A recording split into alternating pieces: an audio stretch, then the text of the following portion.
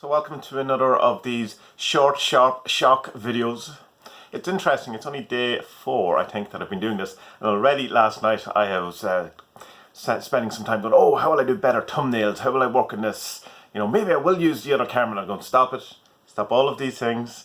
You're going to end up doing videos that will just take hours and hours and hours and defeat the entire purpose. But I did, in my search, find out how to make thumbnails on my phone, and really simply and stuff like that.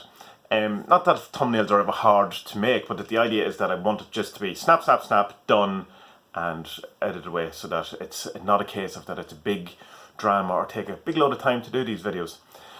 But anyway, so we're in lockdown pretty much here in Ireland at the time of recording for the coronavirus, COVID-19 type thing that's going on. And over the weekend it seems to have got an awful lot more serious, bunny ears, than it was. Or at least people are taking it a wee bit more serious. Although there is footage or photos, or at least talk of a hazmat party that was going on in some pub in Dublin over the weekend, which is so blatantly and typically Ireland. It's unbelievable. So following the rules, we're still going to the pub. But yeah, just over the last while, it's just people have been kind of just, there has been the panic buying, all the pasta was gone. We didn't quite have fist fights over toilet roll, or at least there was kind of, Spud was telling me that there was some fist fights, but that it was kind of hushed up to normalise that type of activity. But in general, it was just kind of okay. But just there was the whole kind of lockdown, schools are gone, it looks like an awful lot of businesses are going to be closed, people are told to go home, not go to work, all of this type of stuff.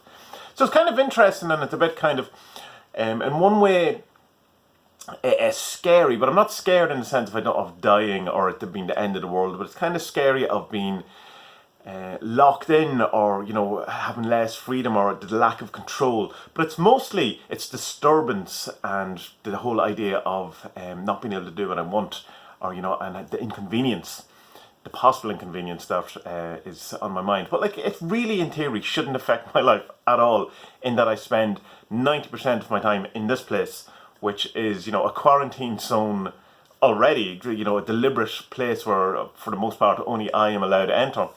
So that's not really going to change. But I suppose it's outside things, and it's like if you want to go for a walk, you can't now, which was, that's very restrictive, and particularly when you have a young boy who likes to go outside and do that. But it'll be interesting to see what happens over the next couple of days. I did kind of have the notion, isn't it interesting that I start doing this daily diary 4 days, 5 days, whatever it is, 3 days before the lockdown and all this kind of thing. It's like the beginning of a horror film, and I went, oh, let's not make a hyper sigil out of the coronavirus and daily diaries. But there's another part of me in the whole kind of, if you've been following the stuff I've been doing with Spud on the Tommy and Spud Talk About, where we talk a lot about reality transurfing and this whole idea of pendulums. And of course the coronavirus thing is like a very big example of a pendulum.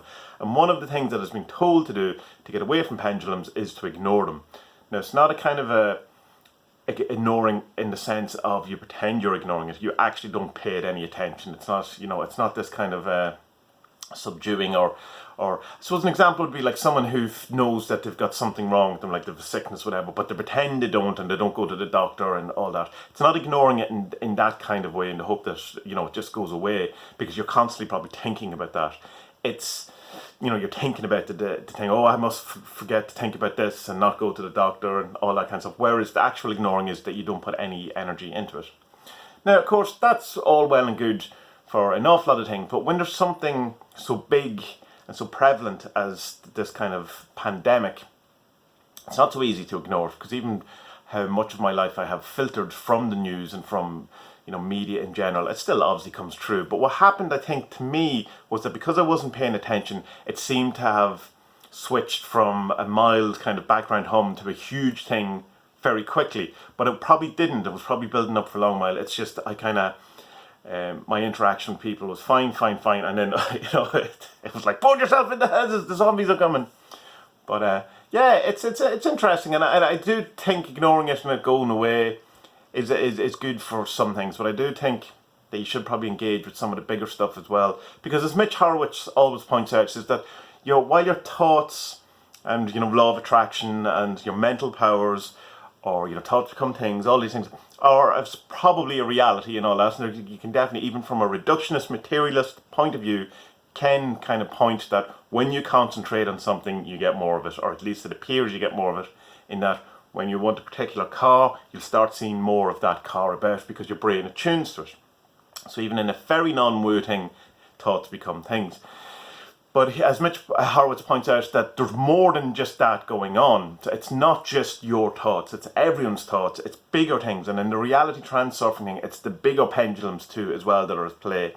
So while you can ignore these things and all that, you probably still should, follow the kind of rules that have been laid out by the health officials of your country and stuff, even if it does turn out to be nothing. And hopefully it does.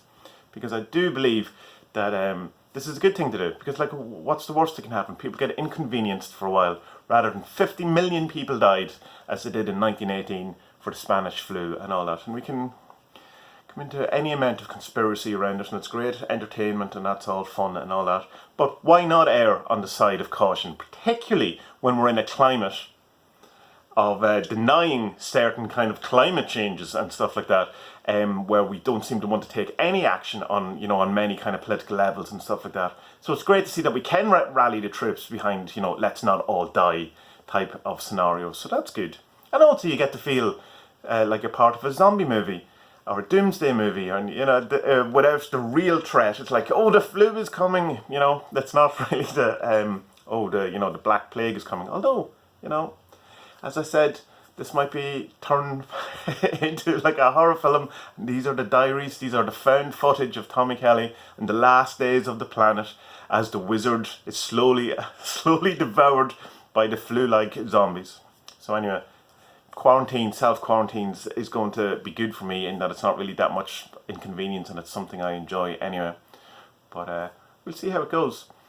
Not sure how the climate will look, or the world will look by the time these comes out, because they'll be staggered a bit. But yeah, let's see how it goes. And a future Tommy, if you're surrounded by zombies, good luck with that. I hope that all works out for you. So be well.